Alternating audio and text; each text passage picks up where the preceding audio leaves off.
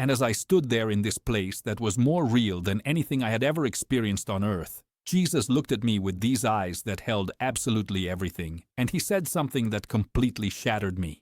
He said, "Your father is going to die in 3 months, and there is something you need to tell him before he goes." And when he said those words, I felt my entire existence collapse, because my father and I had not spoken a single word to each other in over 7 years. I had written him off completely. I had convinced myself that I was better off without him in my life. But Jesus was telling me that not only was my father about to leave this earth, but that there was unfinished business between us that would haunt me for eternity if I did not make it right. And standing there in the presence of the living God, I realized that everything I thought I knew about forgiveness, about family, about what really matters in this life, was completely and utterly wrong. But let me take you back to the beginning so you can understand how I ended up clinically dead on an operating table for 23 minutes and how that experience changed absolutely everything about my life, my family, and my understanding of who God really is. I grew up in what most people would call a normal household. We lived in a middle-class neighborhood in the suburbs. Nice house with a white picket fence, 2-car garage, the American dream from the outside looking in. My parents both worked full-time. We went to church on Easter and Christmas like most families do. We said grace before dinner. We looked like the picture-perfect family in our annual Christmas card photos. But underneath that normal exterior, there was this constant tension that never seemed to go away. It was like this heavy weight that hung over our house. You could feel it the moment you walked through the front door. My father was a hard man. Not abusive in the physical sense. He never raised a hand to me or my sister. But emotionally, he was like a brick wall. Cold, distant, unreachable.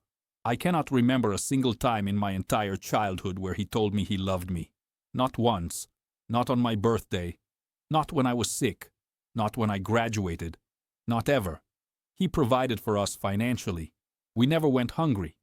We always had clothes on our backs. But when it came to being present, when it came to actually showing up emotionally for his kids, he was completely absent. I remember being 7 years old, playing in my first Little League baseball game. I was so nervous I could barely hold the bat. My palms were sweating, my heart was racing, and I remember looking up into the stands before my first at bat, searching the crowd for my father's face. I just wanted to see him there. I just wanted to know that he cared enough to show up, but his seat was empty. My mother was there, cheering and waving, but my father was not. He had to work. That was always the excuse. I remember being in the school play in 4th grade.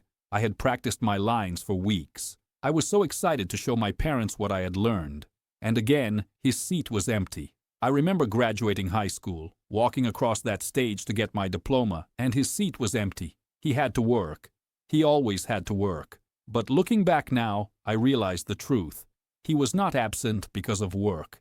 He was absent because he did not know how to be present. He never learned how.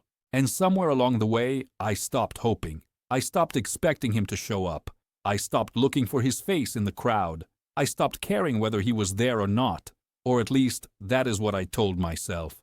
But the truth is, I never stopped caring. That little boy inside of me never stopped hoping that one day his father would see him, would acknowledge him, would tell him he was proud of him.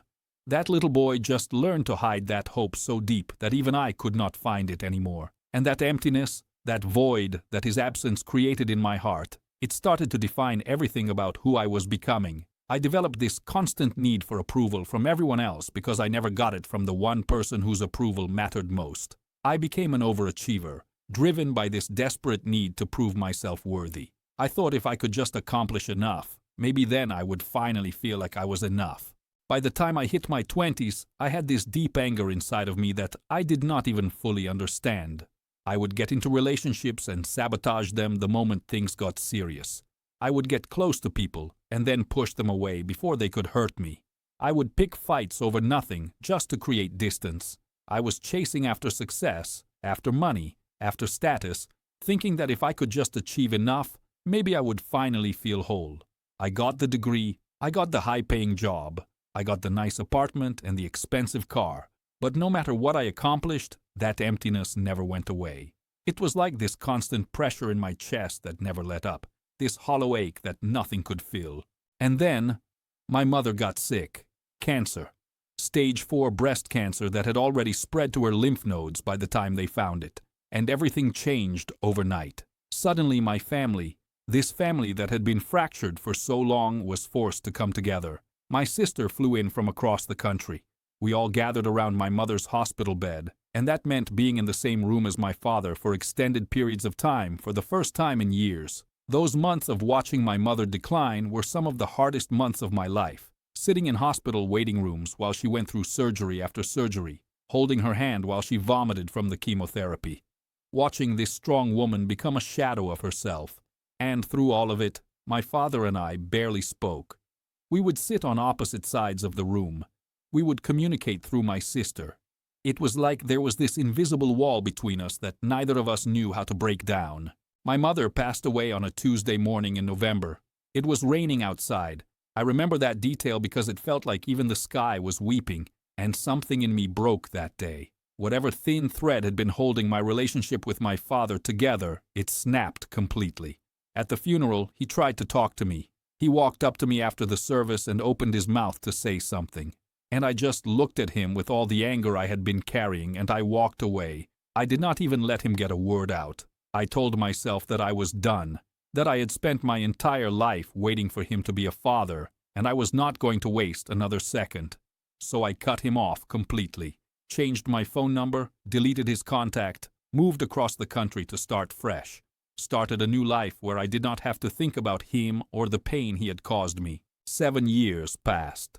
7 years of silence.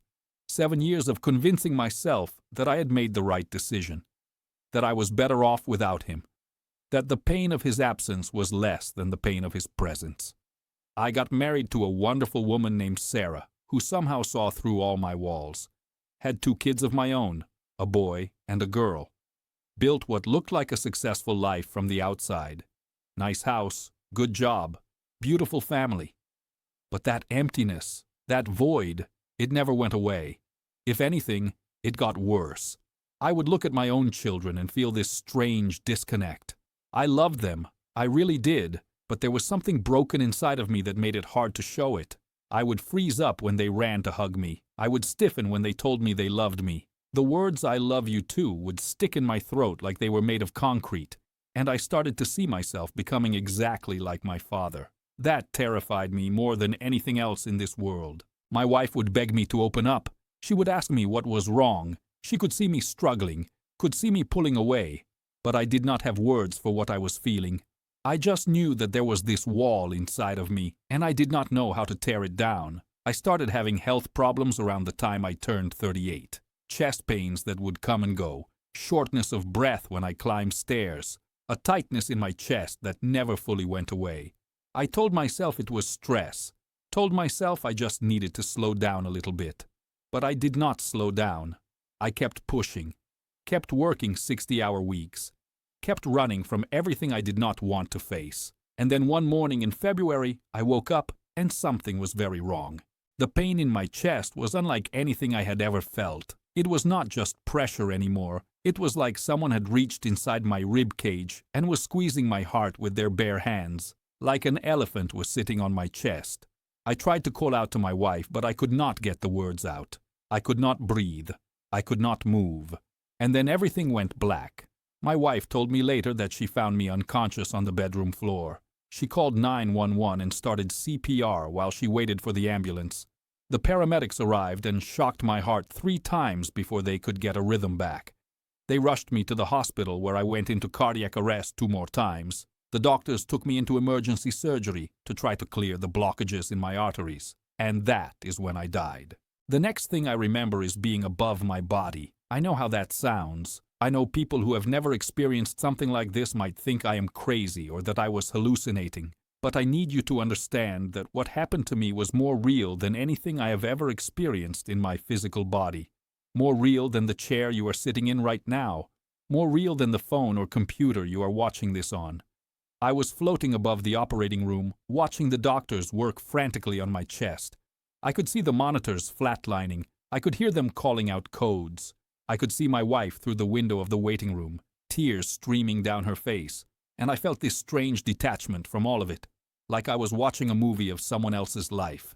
And then I felt this pull, It was not like anything I can describe in human terms. It was like my entire being, my very soul, was being drawn towards something, like a magnet that I had no power to resist. And suddenly I was moving through this darkness, not a scary darkness, not the kind of darkness that makes you afraid, but more like a tunnel. And at the end of that tunnel, there was this light. But calling it a light does not do it justice. It was like the light was alive. It was like the light had personality and presence. Like the light knew me. I could feel warmth radiating from it. Not physical warmth, but something deeper. It was like love had a temperature, and this was what it felt like. And that warmth was penetrating every part of my being. It was reaching into places inside me that I did not even know existed. And then I was there. I was standing in this place that I can only describe as more real than real. Everything on earth suddenly seemed like a shadow compared to this. The colors were colors that do not exist on earth. Blues that were bluer than any sky I had ever seen. The sounds were like music and silence all at the same time, and there was this overwhelming sense of peace, that emptiness I had carried my entire life, that constant ache. It was just gone. For the first time in my existence, I felt completely whole. And then I saw him. Jesus. I knew it was him immediately. Not because he looked like the pictures in Sunday school. I knew it was him because of how I felt in his presence. It was like every cell in my body recognized him. It was like my soul had been waiting my entire life for this moment. And finally, I was home. He was standing there looking at me with these eyes that held everything. Joy and sorrow. Mercy and justice, power and gentleness. I could see love in those eyes, but not the weak love that we talk about on earth. This was a fierce love, a love that knew everything about me, every dark corner of my soul, every sin I had ever committed, every hateful thought I had ever had about my father, and loved me completely anyway. I fell to my knees. I did not choose to fall. My body just responded to the weight of his glory. It was involuntary, and I started weeping. Not sad tears, not happy tears, just this release of everything I had been holding on to for so long. All the pain of my childhood, all the anger toward my father, all the emptiness I had tried to fill with achievements. It was all just pouring out of me like water from a broken dam. And Jesus came close to me. He did not recoil from my mess. He came close. He reached down and lifted my chin so that I was looking directly into his face, and he smiled at me. It was the kindest smile I have ever seen. There was no disappointment in that smile, no condemnation, just pure love. And then he said my name, not my given name. He said a name that I cannot repeat because human language does not have the sounds to express it. It was my true name, the name that God gave me before the foundation of the world. And when he spoke that name, I understood who I really was for the first time. I was not the abandoned son. I was not the angry man. I was a beloved child of God. We started walking together. I do not know how long we walked. Time does not work the same way there. But as we walked, he showed me things. He showed me moments from my life that I had forgotten. He showed me when I was crying in my bed because my father had not come home. And he showed me that he had been right there with me, holding me, comforting me, even though I could not see him. He showed me every lonely night, every moment of rejection, every time I felt abandoned. He had been right there through all of it. He showed me how my pain had a purpose, how every broken piece of my story was being woven into something beautiful that I could not see from my limited earthly perspective. And then we stopped, and his face became serious, not angry, not disappointed, just serious. And he looked at me and said, "There is something you need to understand about your family." And that is when he told me about my father. He said, "Your father is going to die in 3 months, and there is something you need to tell him before he goes." I felt like the ground had been pulled out from under me. My father, the man I had spent 7 years trying to forget. I started to argue.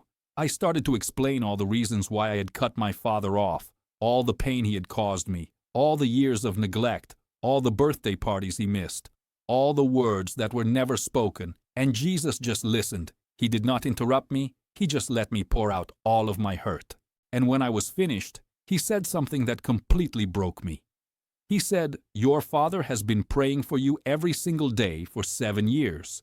Every single day he has gotten on his knees and begged me to bring you back to him. Every single day he has wept over the son he lost. And you do not know this because you never gave him the chance to tell you. I could not breathe. In that moment, Jesus showed me something. He showed me my father, kneeling beside his bed in his small apartment, sobbing as he prayed for me. He showed me the letters my father had written that were never sent because he did not have my address. Letters where he apologized. Letters where he begged for forgiveness and told me he loved me. He showed me the voicemails he had left on my old phone number, messages I never heard, his voice cracking with emotion. He showed me how my father had changed, how the death of my mother had broken something open in him, how he had finally faced his own demons. He showed me that my father had become a different man, and I had missed all of it because I was too wounded to give him a second chance. And then Jesus said the words that haunt me to this day. He said, "You have not forgiven your father the way I have forgiven you. And until you do, you will never be free, and you will never be the father to your own children that you want to be." I fell apart completely, because I knew he was right. I knew that all this time I had been holding on to my unforgiveness like it was protecting me, when really it was destroying me. It was destroying my marriage. It was destroying my relationship with my own kids. It was keeping me trapped in a prison of my own making. Jesus put his hand on my shoulder and said, "Go back. Your time is not finished. Tell your father what you need to tell him, and tell the world what you have seen. Do not waste the second chance I am giving you." And then I felt myself being pulled backward. The light started to fade, and suddenly I was gasping for air in a hospital bed with doctors and nurses surrounding me. They told me later that I had been clinically dead for 23 minutes. They told me they had been about to call my time of death when suddenly my heart started beating again on its own. They could not explain it medically. They just kept saying it was a miracle. I spent 2 weeks in the hospital recovering, and the entire time I kept thinking about what Jesus had told me. Part of me wanted to dismiss it as a dream, but I knew in my spirit that it was real. 3 days after I got out of the hospital, I called my sister. I asked her for my father's address, and she told me something that made my blood run cold. She said our father had been diagnosed with pancreatic cancer, stage 4. The doctors had given him about 3 months to live. 3 months. Exactly what Jesus had told me. I drove 8 hours to my father's apartment. I sat in my car outside for nearly an hour, trying to work up the courage to knock on his door. And when I finally did, when my father opened that door and saw me standing there, he just collapsed. He fell to his knees right there in the doorway and started weeping. This hard man who had never shown emotion my entire childhood was sobbing like a child. And I knelt down next to him. I wrapped my arms around my father for the first time in my entire life, and I held him while we both cried, and I told him I forgave him, and I asked him to forgive me. We spent the next 11 weeks together. I moved into his apartment and took care of him as the cancer took his body. And in those 11 weeks, I got to know my father for the first time. He told me things about his childhood that I never knew, about the abuse he suffered at the hands of his own father, about his own father who never told him he loved him, about the generational curse of emotional absence that had been passed down through our family for who knows how long, and he apologized. Over and over again, he apologized for not being the father I needed him to be, for missing all those games and graduations, for never saying the words I needed to hear. But more than the apologies, what I remember most are the last words he ever spoke to me. The night before he died, he grabbed my hand and looked me in the eyes and said, "I am so proud of you. I have always been proud of you. I just never knew how to say it."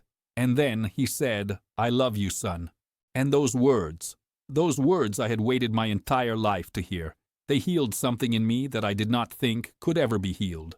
My father died the next morning, exactly 3 months after Jesus told me he would. I was holding his hand when he took his last breath. That was 5 years ago, and I am a different person now. That emptiness I carried for so long, it is gone. The anger, the unforgiveness, the inability to connect with the people I love, it is all gone. I am present with my wife now in a way I never was before. I tell my kids I love them every single day. I look them in the eyes, and I show up for them in all the ways my father could not show up for me. The generational curse that plagued my family for generations, it ended with me, because Jesus gave me a second chance. I do not know why I am still here. I do not know why God sent me back when so many others do not get that opportunity. But I know this: every day I have is a gift. Every moment with my family is precious beyond measure. And the message that Jesus gave me, the message about forgiveness, about family, about not letting pride and pain steal the relationships that matter most, that message is not just for me. It is for everyone watching this right now. Maybe you have someone in your life that you have written off. Maybe there is a relationship that seems too broken to fix. Maybe you are carrying unforgiveness that you have convinced yourself is protecting you. I am here to tell you that it is not protecting you. It is destroying you from the inside out, and you do not know how much time you have left. You do not know how much time they have left. Do not wait until you are standing in front of Jesus to realize what really matters. Do not wait until it is too late. Pick up the phone, write the letter, drive the 8 hours, swallow your pride and say the words that need to be said. Because I promise you, from someone who has been to the other side and back, nothing else matters. Not your career, not your success, not being right. The only thing that matters is love. And love does not keep a record of wrongs. Love forgives. Love heals. Love restores. That is what Jesus showed me in those 23 minutes. That is the message I will spend the rest of my life sharing, because he gave me a second chance. And if you are watching this right now, that means you still have a chance too. Do not waste it.